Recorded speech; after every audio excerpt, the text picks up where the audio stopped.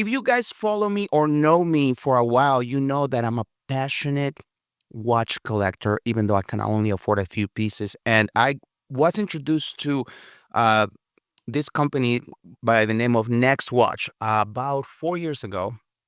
And the CEO and owner of NextWatch is here with me. Eddie, how you doing, brother? I'm doing great today. How are you? Well, for those, I'm doing awesome. I'm very excited about today. By the way, I've been talking to you about it for a little while. You finally decide to say, yeah, okay, I'll do it. Thank you, man. I appreciate that. For those of you who don't know Eddie, Eddie is the owner of NextWatch, which is a company that sells high-end timepieces. Eddie, tell us a little bit about your background. How did you start in this jewelry or watches? Well, thank you for having me, first of Yep, all. for sure. It's fun to be here. Yeah. So how I got started, I was real young when I started my flipping journey. I mean, I started flipping as early as I can remember with probably the most early thing was iPhones.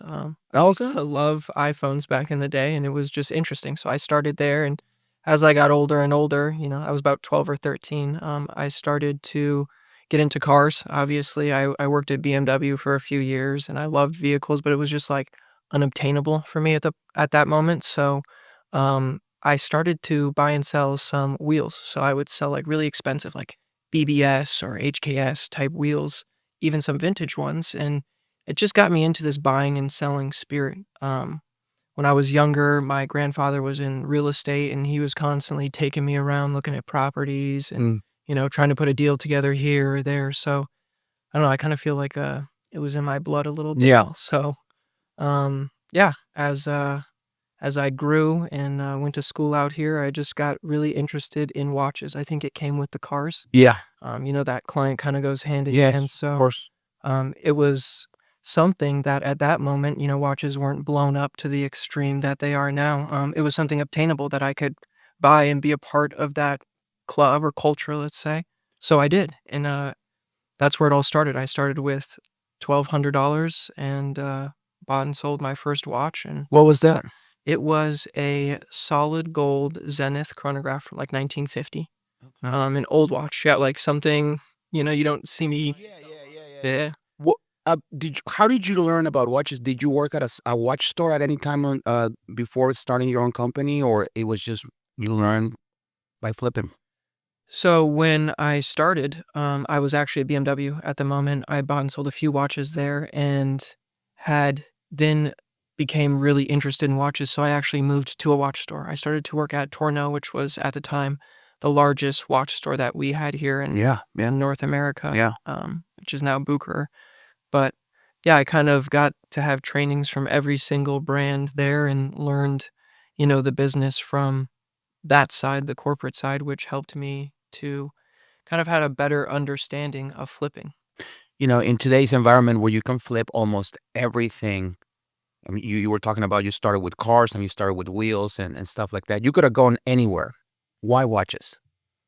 Well, I think, like I said, it was just obtainable, and then I think it had a lot in common with the vehicles. Like, Yeah. it's these small little mechanics, handmade, fine like details, all that type of stuff. I think it's just what catches my eye in general. I think that's why I like to collect things. Period. Oh, absolutely. And I think watches for those people that like watches, it's a different it's once you get bitten by that bug, you're pretty much done. I'm a I've been bit. And I talked to you about a lot of watches and I talked to you for a long time before getting my first watch from NextWatch, but it was a funny story because I called him. I did a big deal. I called him and I said, "Hey man, I'm looking for this." Yeah. And you sent me a picture. He goes, "You mean this?" I said, "Yes." And he came in and he delivered. So, Chris, since buying this watch for me, it was a great moment. Yeah, it was great. You called me, I had it, I came to your office, which is just Thank beautiful, you. and got to celebrate a monumentous It was huge. occasion, which is Yes. you sold Yes. what, a $16.5 million property? 16.25. Woo! 16.25. It was Crazy. great. It was insane. I was very well. Alex, as I've met you before. We met at a friend's house, and I got introduced to you, and the first thing he goes, "If you want watches, you go talk to that guy." And we were at a pool, so we go to the pool, and you were wearing at the time. I remember you were wearing a Kermit, and And I go, man, that's a nice watch. He goes, oh yeah. He goes, what are you into? I was like, I want a Submariner. I want it black, and I want this. And he goes, just let me know when. And I'm pretty sure you talk to a lot of people that can say, oh yeah, I want to buy one, and they never 100%. called you. Yep. And I went, and I remember I saw you a couple of times, and I still didn't buy it. But then I got very lucky, and I sold this incredible piece. And I remember when I knew that I was gonna get money, I called you, and I'll tell you what, brother, there's a different feeling when you walk in with a timepiece like that. At least for me, it 100%. makes me feel a little bit more confident, Yep. and I've seen it help me in my business. Maybe because I feel more confident, but people do notice when you're wearing a nice watch. 100%. I agree with you. You I know, think they know that you value your time, obviously, and that absolutely. you've worked extremely hard for that. There's not Yes. every real estate agent doesn't have a Rolex on their wrist. They may How does that separate you? Like, how do you feel that that has? It's definitely gives me a lot of confidence when I walk into a room, Okay. and I think and you tell me if I'm wrong. I think a watch like that talks for you. Absolutely. It sells 50% of. I mean, you still have to be professional and know what you're doing, but I think when you're walking into with a beautiful piece, people are already going to be like, okay, well, he's obviously doing something right because he could afford it. But no, for me. I've been a watch guy my whole life. I was finally able to afford one, and it's just been great, man. We had drinks the other day. I was like, man, that's my favorite piece because it represents. So, and by the way, the delivery too was great. You and Maya, you showed up Yeah, when we loved it. you had a bottle of champagne, and it was a celebration, and it was great. No, it's brother. I do believe in how it makes me feel, and it makes me feel more. It's kind of like for a girl, it would be, I guess, like a bag. Mm-hmm. You know what I'm saying? You Absolutely. show up with a Louis and whatnot, Yep. or for somebody into sneakers, show up with some really hot piece that nobody has. That's the same way I feel when it comes to watches, and I'm super grateful that you were able to source that in about 1.5 minutes. When I texted you, he's like, I got it. You want me to go drop it off? And So there that we was go. great. He delivered. What is one of the most expensive watches that you have sold?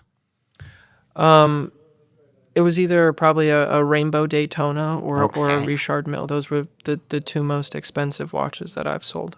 How much are those? Well, at the time, the Rainbow Daytona wasn't as crazy as Yeah. it is now. It was around 400,000 then, and That's not crazy? I mean now it's what, like close to seven, eight hundred Yeah. thousand for that same Yeah. watch. So Shoot. Damn. yeah. That's insane. Well, I mean, for those people that are listening to us that they don't know, they're asking themselves, well, why don't I just go to Rolex and buy a watch? Why don't you explain to the people that are listening to us why that's not a possibility for most people?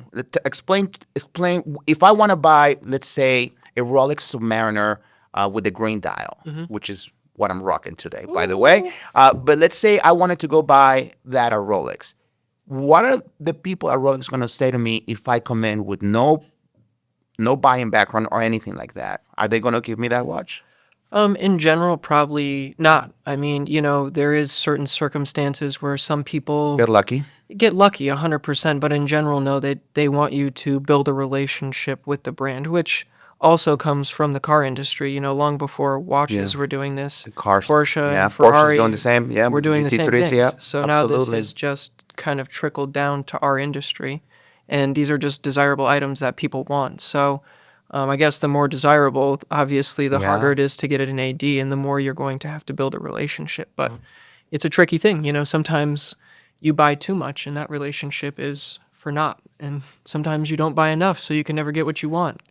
And by the way, building a relationship means buying watches you don't necessarily want. Is that correct? Or I mean, Yes, 100%. is that that's what it Purchasing means? watches that you have no intention of keeping for yourself or interest in beyond you getting that final piece. And I believe that goes with a lot of collectible things nowadays, right? We talk about Nowadays. cars, and nowadays it's a thing. How you're in the watch game? How does the watch compare to? I remember because I follow the market. A lot of people were like, "Well, it outdoes the SP 500." Is that still the fact? Because I know there's been some changes in the market with watches, or am I wrong? There's definitely been some changes, It and sure no, it has. doesn't follow the S&P 500. I think, watches shouldn't be most watches shouldn't be seen as necessarily an investment. I mean, it is a place where you can park your money, and they do hold value, and also bring enjoyment when wearing. But beyond that, I wouldn't use them as, like, let's say, necessarily an investment vehicle unless you're buying something that is actually rare. Let's say something that there's only so many of. That's very transparent for you to say that, because most people will say, "Oh yeah, buy a Rolex and it's an investment piece," but you're 100% correct. It's something that we buy something like this is an enjoyable piece, and it shouldn't never be as an investment. You'd be better off putting an investment piece. What is your favorite watch for you to wear? That's a hard question. My favorite watch, I don't Yeah. know. If you had no money restrictions and you could, I think I know what it is because I spoke to you about it before. But what is it? What is the one watch that you say, this is the one and done? And I don't know. It kind of, I would say that it almost changes every single day. Yeah. Yeah, for sure. At some moment, I really enjoy some, Pateks, and I love what they're doing with super complicated pieces. Obviously, if money wasn't an option, Yeah. a $3 or $4 million Patek minute repeater would be amazing. Yeah. I love FP Journe as of a few years ago. It's just you know getting into this watch world and seeing how everything actually works. It's nice to see an independent watchmaker really. What's the deal with that pigeon? Because I don't see it. Yeah, apparently he's considered to be Picasso of, yeah, Da Vinci. the Yeah, best living watchmaker. that's what they say. Yeah, so I guess if I had the money, I would think differently. But I just don't see. I don't see, like, I see FP Journe. I see the things and I go, what is this? A grandpa's watch? well, it's What do I crazy know? because like, let's say maybe 6 years ago the market didn't value them either, and Correct. that's how the whole market saw them. It's weird. The market has switched a bit from sport pieces to these more traditional, complicated, high-end watches. And what are you wearing right now? I'm wearing the Patek Philippe. Hold on, I'm gonna record a little video here so he can show us. Now, what is this called, brother? This is the Patek Philippe 5235. That's a beautiful watch. It's beautiful. That's a beautiful watch. Thank you. Honey, you want to buy me that watch? Brother, you run your own business, and with running your own business, it comes with a lot of ups and downs. One of the things about this podcast is entrepreneurship mindset. I know the market has changed in the watches over the last 2-3 years. How do you deal with when the market is down? How do you deal with you staying focused, and especially when in something of a luxury, more of a luxury item, to stay afloat mentally, mindset? Well, that's an interesting story. I mean, I would say I constantly work on myself every single day. Yeah. I read books as often as I Yeah. can because I believe it's important to do that. And as I'm presented new challenges in business constantly, it's nice to educate yourself through people who have Yeah. who are smart and who have done this before. So that's super important to me, and the ups and downs, they come. It's like in the beginning, and even still now, you get caught up in them. It's like you're in a wave, Oh, and there's absolutely. yeah. And then as you see it, I guess, develop, and this happens to you more and more, it's not as scary, anymore. Like, you see it from a Experience. little bit more zoomed out perspective, not so micro, but more macro. in in the social media world, over the last 2-3 years, a lot of watch companies have exploded, especially on TikTok. Yep. You see all of these cats from New York, and just like in real estate, when things are good, everybody wants to be a real estate agent. I'm guessing a lot of people wanted to be flip watches. Have you seen those guys that got into the game just completely crashed out after? Because now it's like a normal business. Now you've been doing this for a long time, so you have the background. Have you seen a lot of these other people that tried this game to just completely crush and burn? Because this is big money. This is big mistakes if the market shifts. Yeah, I mean, there's definitely those scenarios, Yeah. there's a lot of people that I would say don't conduct themselves in a great way. And, this business is all about relationships, as I'm sure your business is. 100%. Yeah. And that, as quickly as you can build that on Instagram, you can lose that in two deals. In a heartbeat. So yeah, Yeah. I'm under the opinion that you're only as good as your next deal. So, you That's know, that's facts right there. yeah, you have to 100%. stay on top of it. And I guess it's just, doing what say you're going to do, and like be an ethical person. Those are two things that I think, as simple as they sound, most people mess them up. No, I think that's key to, especially in a business like this, where it's about your word and it's about the relationship and having that trust, and you dealing with these magnificent pieces. As you do this, selling, flipping watches, is there a watch that you say, I know I bought it and I can sell it right now, but I want to keep it? Because brother, I couldn't do what you do. I would probably go bankrupt because I wouldn't want to sell any of the watches. Is there such a watch that you? Because I've known, by the way, I know Eddie personally, and he always wants to sell the watches. He sees him as a number. That's which as well as you should. But is there one watch that you go, this one I actually held for myself? Maybe at another point in business, I'll Yeah, be really, excited to hold a watch that will gratify some sort of personal achievement for me. But at the moment, no. Like, I mean, I really find a lot of enjoyment from wearing all the different pieces. Like, you do. that's so much fun. I mean, you get to experience, this movement or that case size or this manufacturer or that color gold or this type of bracelet. That's what I find a lot of enjoyment in. And like you said, for me, cash flow is probably the life of most businesses. Yeah, So it's extremely important to keep moving regardless. So I can't get attached to much. Even, we gotta move. We gotta. my girlfriend says she's surprised I haven't flipped her yet. So Well, it's too early to tell. I mean, it's only 2025. We just started, So it's just a whole. Maya, hold on. We just started. We just started. Well, big shout out to Maya, by the way. Also, this is such a fascinating thing to me, brother, because dealing with these beautiful pieces must bring you some very nice enjoyment, but also selling them, getting rid of them.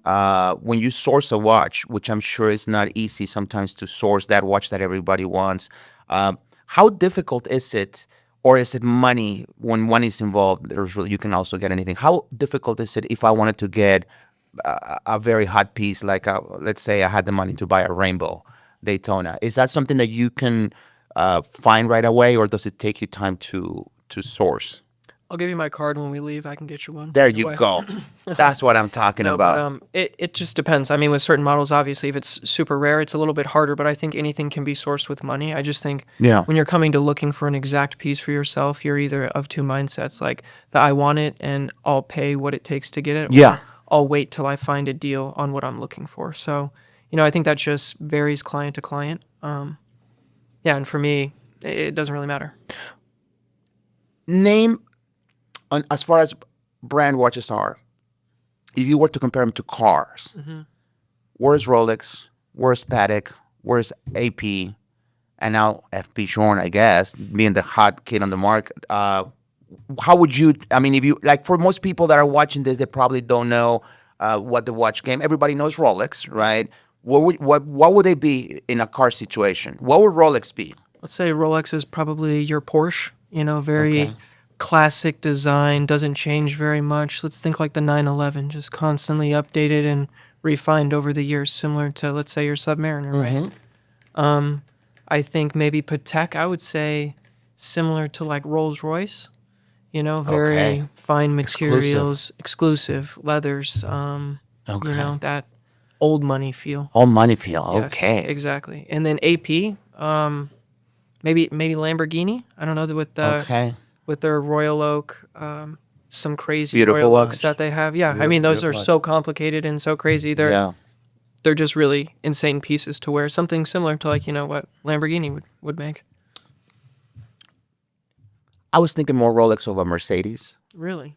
Well, because most everybody could True. get one, True. and they're nice. True. You could buy a cheaper Mercedes, True. still be like I can Mercedes. see that. Like, could you Porsche? You want like a little bit like higher end. But then again, we're talking to NextWatch. It's high end people over here, man. I'm telling you, brother. What's what's an advice that you could give somebody that wants to follow your steps and open up a watch flipping business, which I know is very hard to get into because you have to have not only that, you have to have knowledge in regards to see if this watch is real or not, which you've had because of the experience that you had before.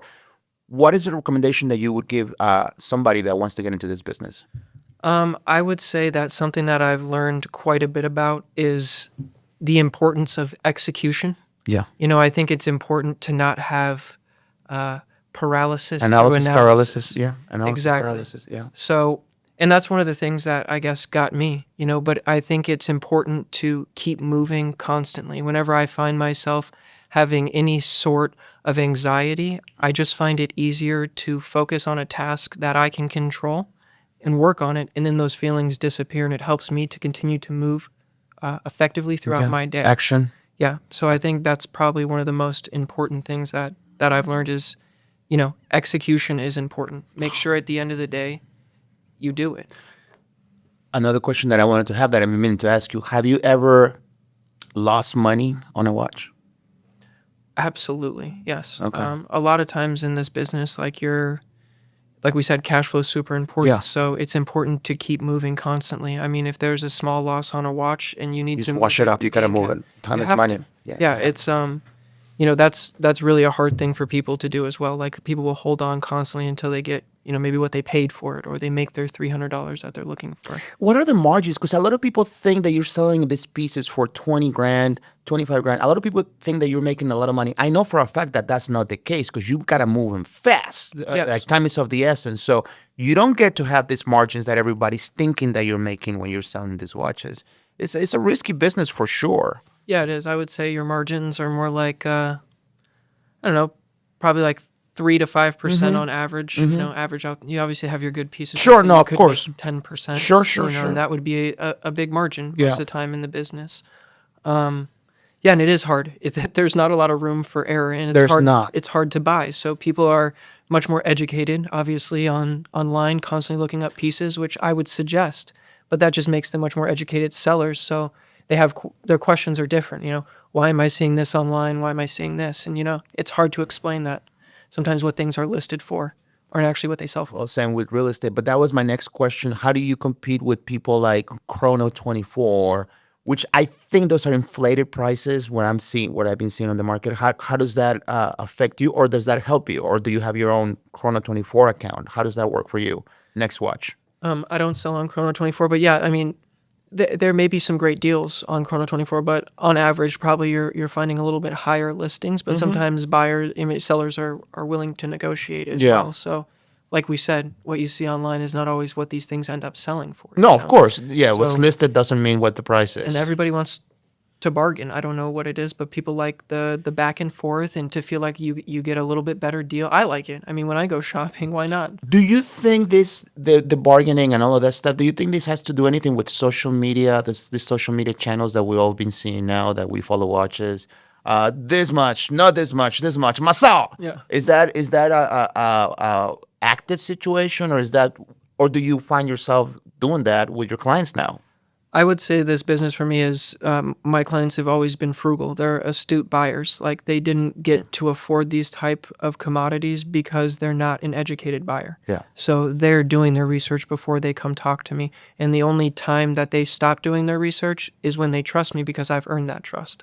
So they know, oh, I'll let him do the research for me and he'll bring back options that I'd be interested in potentially. No, and you've done. I mean, I know with me, you've done an incredible situation with every timepiece that you have, brother. What's going on with NextWatch right now? What are you doing right now that's exciting for the people that are listening to us right now? Talk to me. Well, 2025 hopefully is going to be a big year for Yes, us. 100%. Going to do a huge social media push. This is, why I definitely wanted to come in Yeah. and start working with you, gonna Yeah, definitely. get the gears working. Absolutely, And absolutely. I then, appreciate it. yeah, just working on overall sales, funding of the business, and then also streamlining back-end operations, just, with some business management tools. Brother, I want to thank you for being here today.